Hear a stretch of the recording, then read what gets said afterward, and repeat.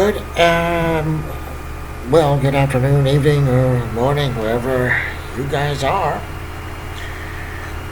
We have a story to look at today here on Showflex News, and this is something that is a little bit, it makes you think.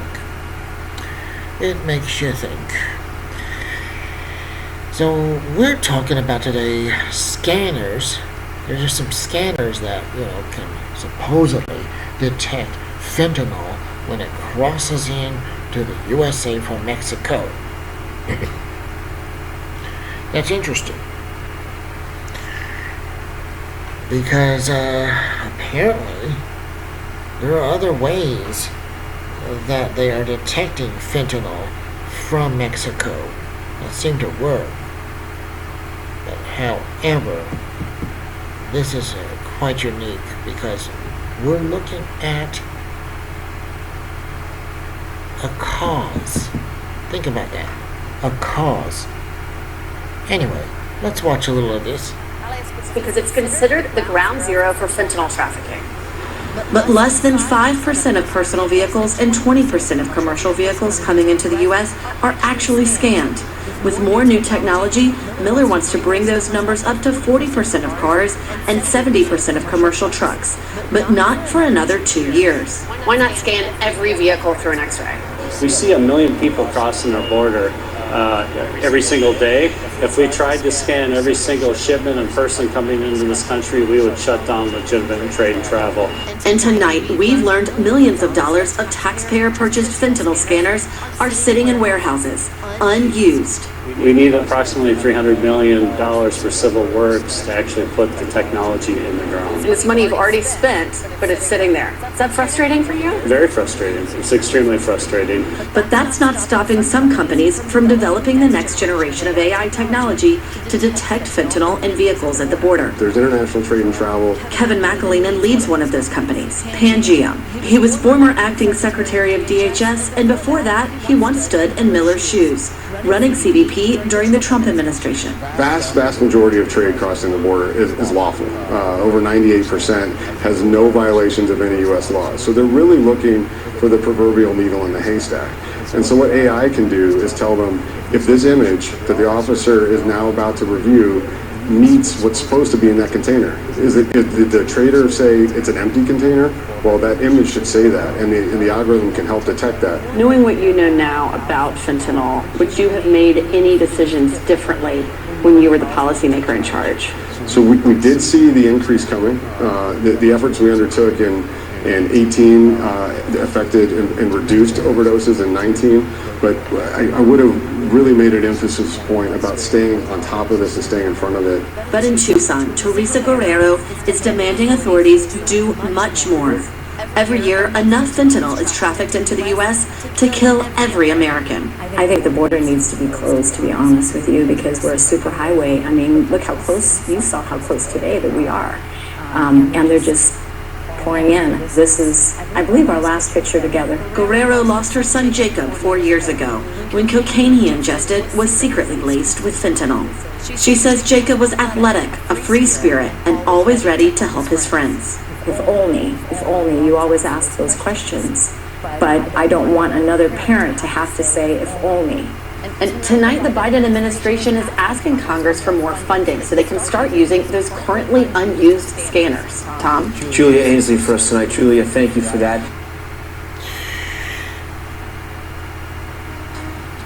All right, so that's pretty much the situation with that. These fentanyl scanners look pretty much like car washes, and they can get, they can pick up everything. As this article states, the main entry looks like, one of the main points is Nogales, Arizona, is where a lot of this fentanyl gets shipped through. But actually, I would think a whole border is getting this through, right? But however, if the Congress did approve this $300 million, then the fentanyl scanners would shut the whole thing down from on the borders. However, I'm sure they have other ways to get this fentanyl in to the USA besides the border. I mean, maybe they use boats or something. Who knows exactly? But this is probably the main way, main hub, as they say. So, you know, those of you who probably have a relative or somebody, maybe in the future, maybe it's not even now, but in the future, who might be a victim of something like this, some overdose or something like that. Think of us, you know, if you're a parent or whatever it is, think about this article.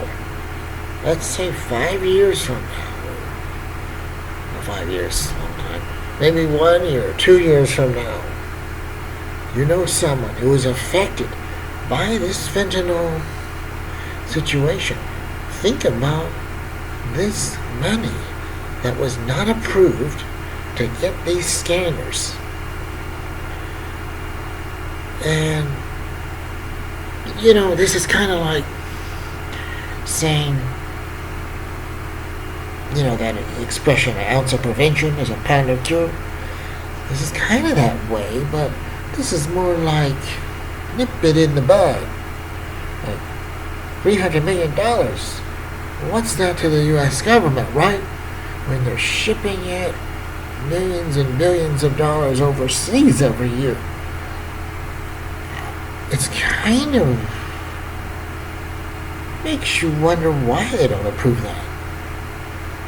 Why don't they approve this?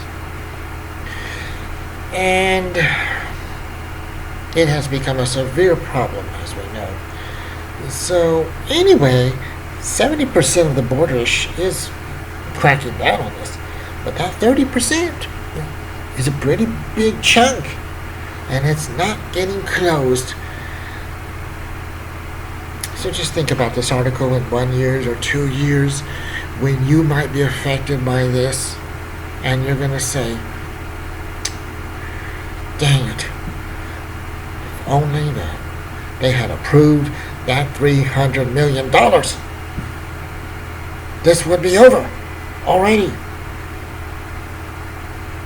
But they haven't done it. And they're not going to, I guess.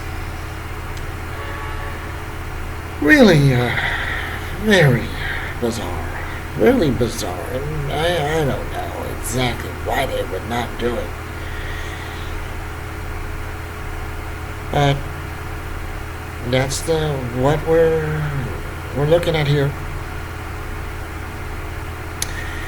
Alright guys out there, I just want to bring this to your attention about this fentanyl situation. Could have been stopped, but it's not going to be. At least not for now. Alright everyone, have a nice day, and we'll talk to you next time on Chill Flex News. Let me see how much time we've got here. A minute. Okay, because I let me mention this real quick. I was so close to getting a new software that could do so much more things, but it's not working right. So but I'm working on it, like I told you guys. So we're gonna keep using this thing. Well, it's not easy sometimes. And this is the second time I'm doing this video, because the first one came out all a mess. It was much better. So it kind of stole my thunder, but whatever. I'm doing it again. I hope you guys, write in your comments if you want what you think about it all. But someday, since I work out the problems, I hope I have better software. Goodness gracious. Alright guys, you take it easy and we'll talk to you next time on Chill Flex News.